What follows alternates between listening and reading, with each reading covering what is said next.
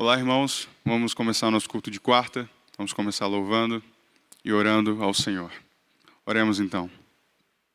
Senhor, muito obrigado por esse dia. Muito obrigado pelo alimento que o Senhor nos forneceu. Muito obrigado pela vida de todos que estão assistindo este culto agora de casa.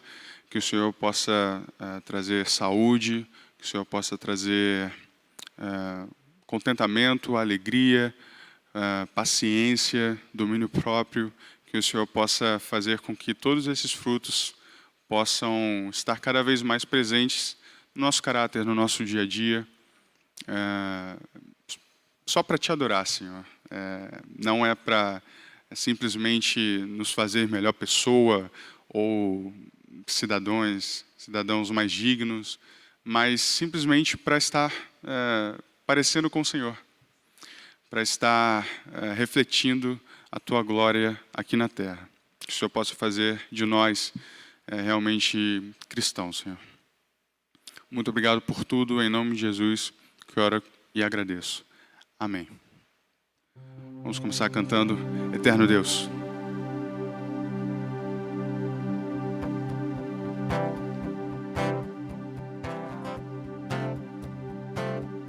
Nossas forças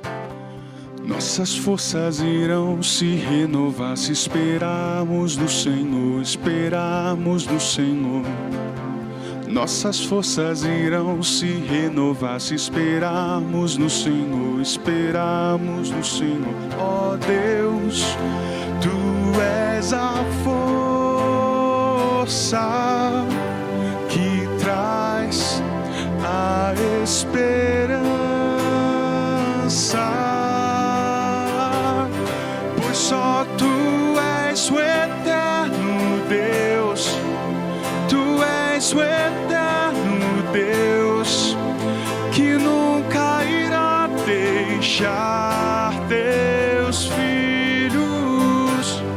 Tu és o nosso defensor, o Deus Consolador, nos ergue quando estamos fracos. Nossas forças irão se renovar se esperarmos no Senhor, esperarmos no Senhor. Nossas forças irão se renovar se esperarmos no Senhor, esperarmos no Senhor. Ó Deus, Tu és a força que traz a esperança, pois só Tu és o eterno Deus, Tu és o eterno Deus, que nunca irá deixar Teus filhos. Tu és o nosso defensor, o Deus Consolador, nos ergue quando estamos fracos. Nossas forças irão se renovar se esperarmos no Senhor, esperarmos no Senhor. Nossas forças irão se renovar, esperarmos no Senhor, se esperarmos no Senhor. Nossas forças irão se renovar.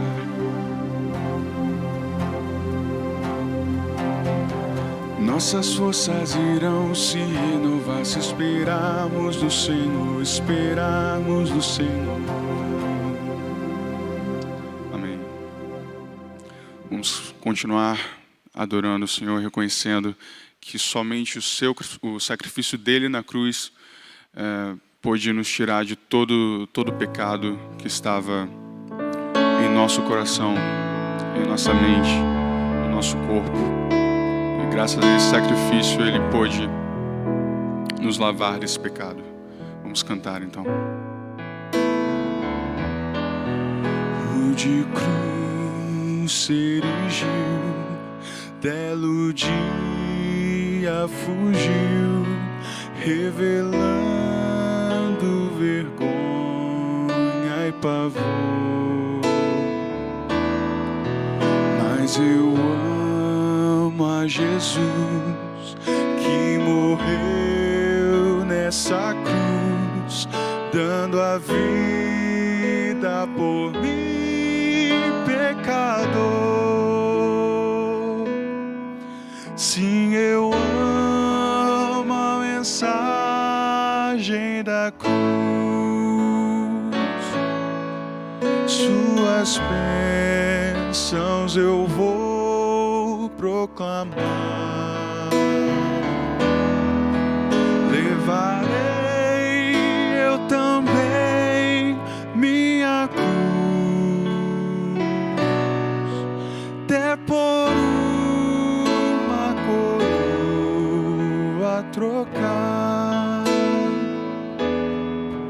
Pela glória dos céus, o Cordeiro de Deus, Calvário humilhante baixou.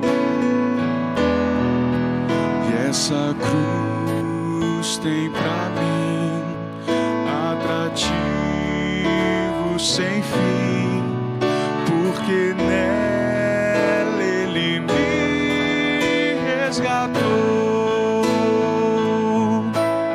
Sim, eu amo a mensagem da cruz, suas bênçãos eu vou proclamar. Levarei eu também minha cruz, até por uma coroa trocar. Eu aqui com Jesus, a vergonha da cruz, quero sempre levar e sofrer. Ele vem me buscar e com Ele no lar, sua glória pra sempre vou ter. Sim, eu amo a mensagem da cruz, suas bênçãos eu vou proclamar. Levarei eu também minha cruz, até por uma coroa trocar. Amém.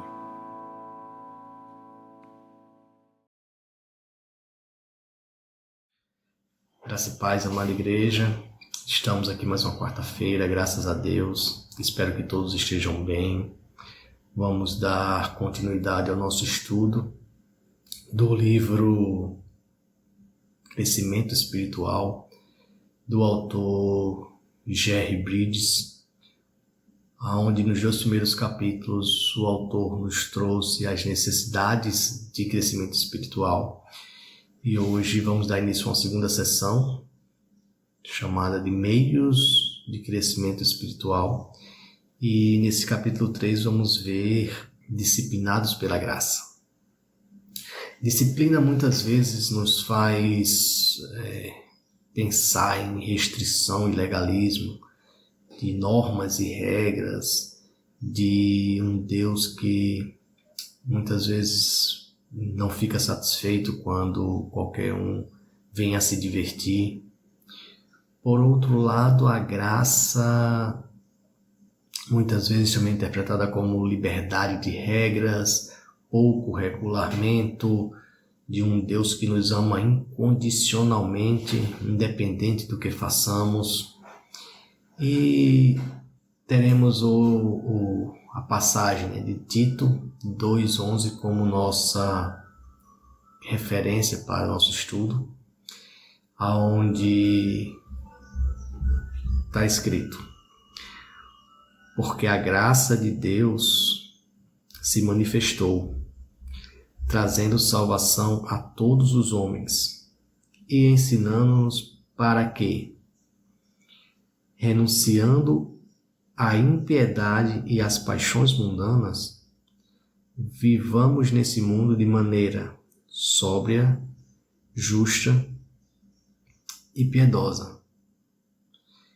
Como podemos ver nessa passagem, a graça de Deus que se manifestou nos trouxe não só a salvação, mas também ela nos ensina, ela nos disciplina. E no texto há o termo ensinando-nos, que muitas vezes dá-se também a entender que é do verbo ensinar, né? Originalmente, o termo também era utilizado para designar a criação dos filhos e incluía não só as instruções, mas também a demonstração, repreensão e o castigo. Em Efésios 6, o apóstolo Paulo ele nos encarrega, né, encarrega aos pais, né, de criar os filhos na disciplina e na instrução do Senhor. Disciplina essa que, em sentido espiritual, significa a instrução de toda repreensão e correção e todas as 5 circunstâncias direcionadas pela providência, que quando em amor é aplicada aos filhos para que eles tenham um crescimento. E essa mesma graça que nos traz a salvação também nos instrui a levarmos uma vida que seja agradável a Deus, pois somos salvos pela graça e não pelas obras. E por isso temos que retomar a graça de Deus todos os dias. Temos que retornar à graça de Deus todos os dias. Isso é fundamental. E outra verdade que encontramos também nessa passagem, né, em Tito 2, 11 e 12, é que a salvação e a disciplina elas são inseparáveis. Logo, a graça que nos traz a salvação, ela também nos disciplina, como vimos anteriormente. Em Filipenses 1,6, fala que aquele que começou a boa obra em nós, irá aperfeiçoá-lo até o dia de Cristo Jesus. Ou seja, aquele que começou a boa obra em nós, todos os dias, ele vai nos aperfeiçoando, ele vai nos moldando, né, para que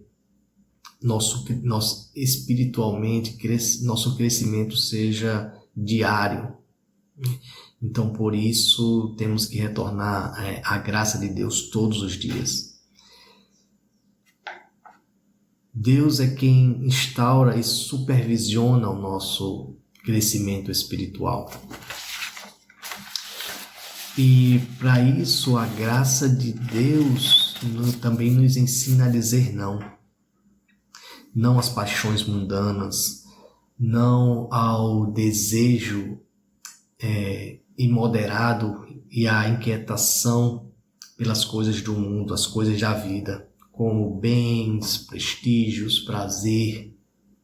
Precisamos sim dizer não a essas coisas mundanas, né? As coisas que nos atraem. E vamos ver um pouco mais dela no capítulo 10. Em 1 de Pedro 2, versículo 11, fala: vós absterdes dos desejos carnais que combatem contra a alma.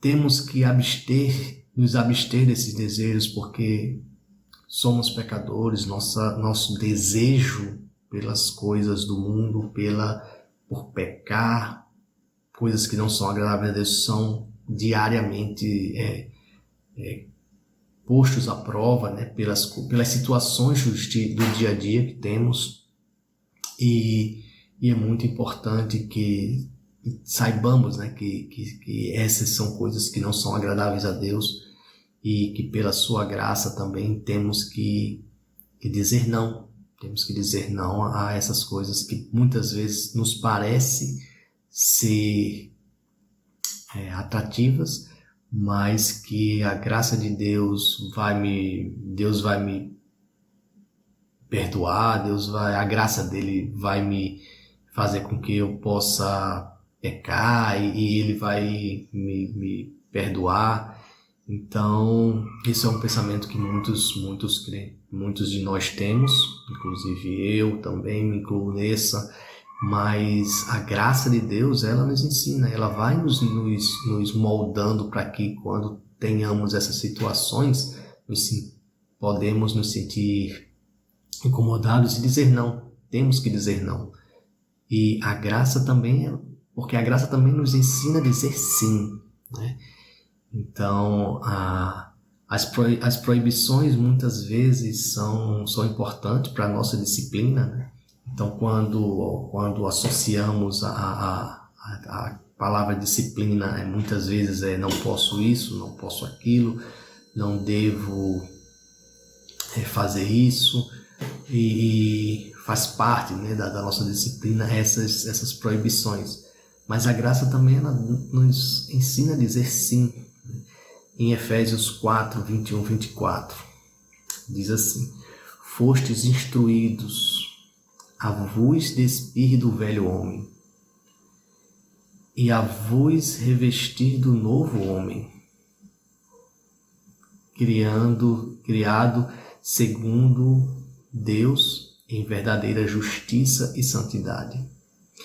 Interessante nesse Efésios 4, 21, 24, nessa passagem, eu abreviei um trecho, né, que o autor traz só a parte do instruídos, então, ou seja, fomos instruídos, temos essa instrução por parte de Deus a nos despir do velho homem e a nos revestir do novo homem.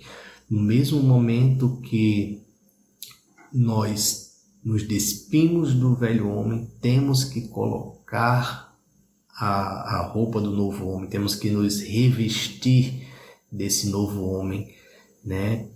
É uma questão de simultaneidade. As duas coisas têm que ocorrer ao mesmo tempo, né? Ou seja, eu tenho que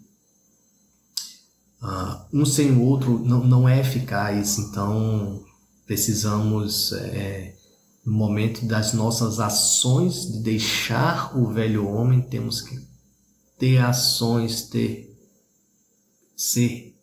mostrarmos que temos já esse novo homem dentro de nós. Então, essa parte muito importante, um não anda sem o outro, né? O despir e o revestir.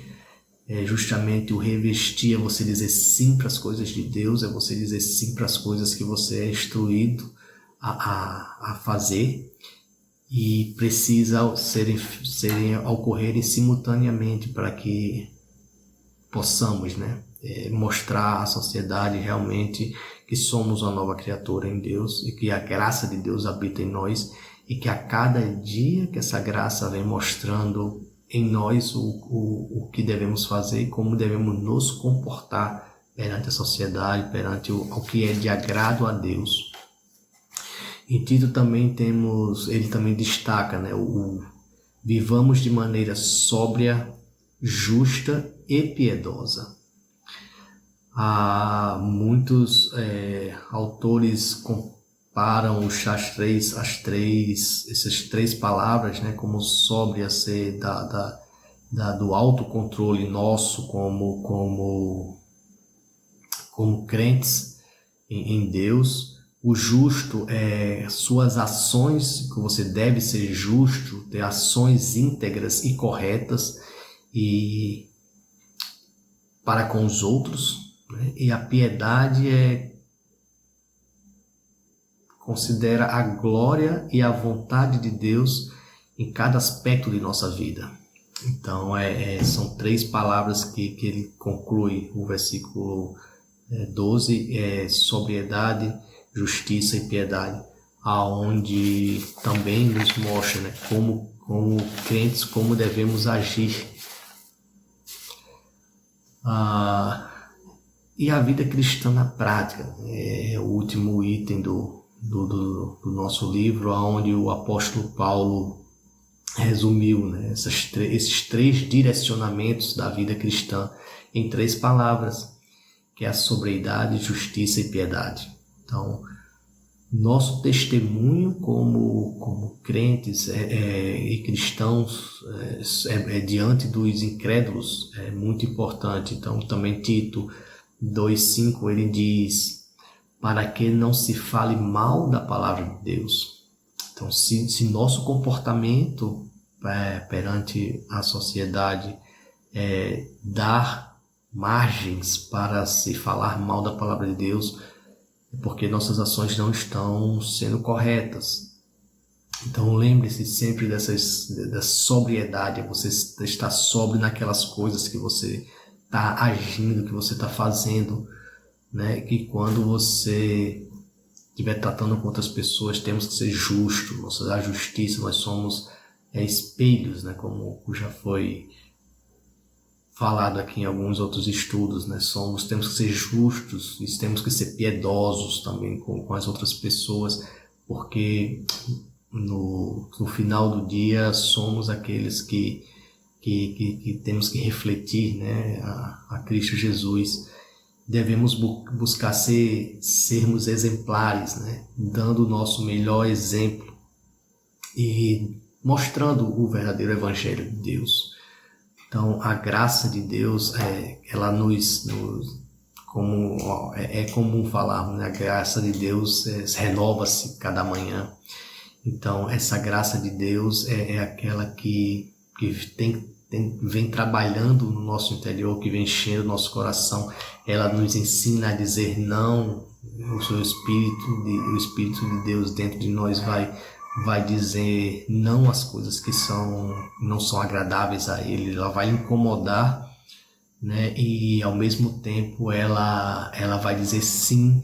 Ela vai lhe direcionar a fazer as coisas corretas. E é assim que essa graça de Deus age sobre nós. Então, Deus, quando se referiu a Paulo, a minha graça te basta. Então, porque essa graça de Deus que está em nós, né, ela nos basta pelo simples fato dela, se nós permitirmos, né, ela vai nos instruir a cada dia a fazer as coisas certas. Então, ela nos deu a salvação. A graça de Deus, ela nos deu a salvação, né? Então, por meio dela nós somos salvos, né? Nós somos salvos por meio de Jesus Cristo. E essa graça dela, de Deus, em nossas vidas, ela vai nos ensinando a cada dia. Ela vai, como vimos, né? Deus está conosco diariamente. Então, Ele está conosco, Ele vai nos moldando. Então, muitas vezes precisamos apenas da sobriedade para deixar Deus agir na nossa vida.